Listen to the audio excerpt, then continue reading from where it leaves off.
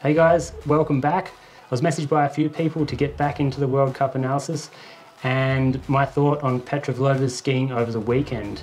Back-to-back wins is incredible, so congratulations to her. Anyway, let's get into it.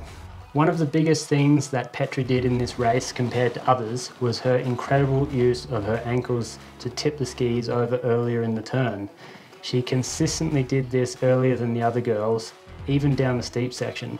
This allowed her to get earlier grip and earlier ski engagement by the gate, where the others were more consistently getting their engagement below the gate and lower in the turn. This is a pretty basic concept and the fundamental to win a race. Have a line that travels less distance with less friction than the other races. How you do this is obviously extremely hard. She managed to do it down the steep section where most girls were doing it well on the flats, and they struggled a little bit on the steeper section. But Petra managed to do it down the steeps as well, which was extremely impressive, and it was really fun to watch. I saw my good friend Chino Martinez post on Elite Skiing a comparison photo of Petra doing an A-frame, and it got some pretty interesting comments. It seems many people have different definitions of what an A-frame is, so with that in mind, no one will ever be able to agree based on the different views of what they think an A-frame is. While taking a snapshot of a single turn, it's not the best way to show mistakes or improvements.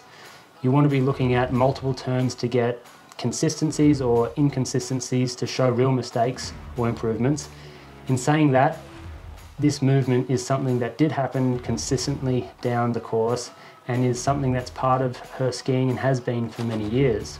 I'm not going to sit here and say that this is a bad thing. The classic knee tuck move was a staple of straight ski skiing and part of mogul skiing technique and coaching for many years and still is. It is a taught technique and many great racers throughout the times have consistently shown this move as well. Tucking one knee slightly behind the other helps you to apply pressure to the downhill ski and control your speed on each turn. This also allows you to maintain a balanced stance while keeping your feet together.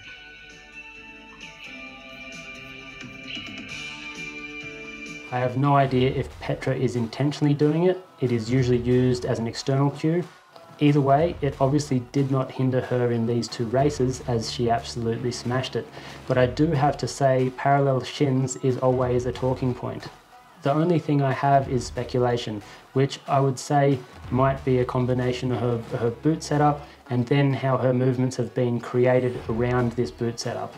Without measuring her legs and her feet, and seeing her in her boots, I have no way to actually know this, so like I said, that would be just speculation. There are obviously other causes as well.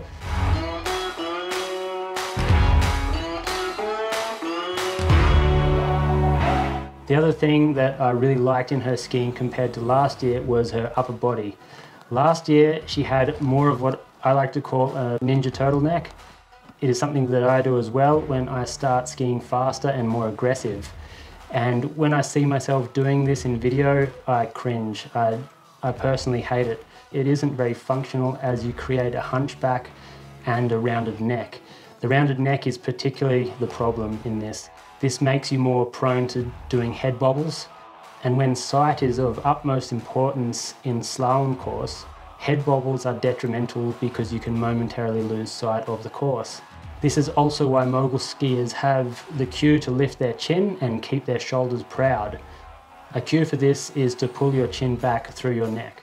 This realigns the neck and engages the muscles and keeps the neck in a more stable position and helps you stop head bobbling and ninja turtlenecking. But either way, I have no idea again if this is something that she's been working on intentionally, but I did personally notice these changes in the last two races. Levi is also a course that she excels at, being where she has positioned the most out of her personal bests. Overall, I really enjoyed watching her race. I also was really impressed with Katharina Liensberger with a double third.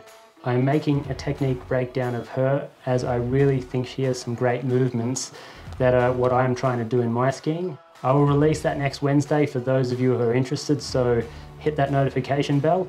Also, if you're interested in improving your skiing, you should check out projectedproductions.com, where we have hours of online progressions from the world's best ski instructors. Lots of great insights into how these guys ski. Also, go check out the full-length runs at the FIS YouTube channel, and I'll link that below. Until next time.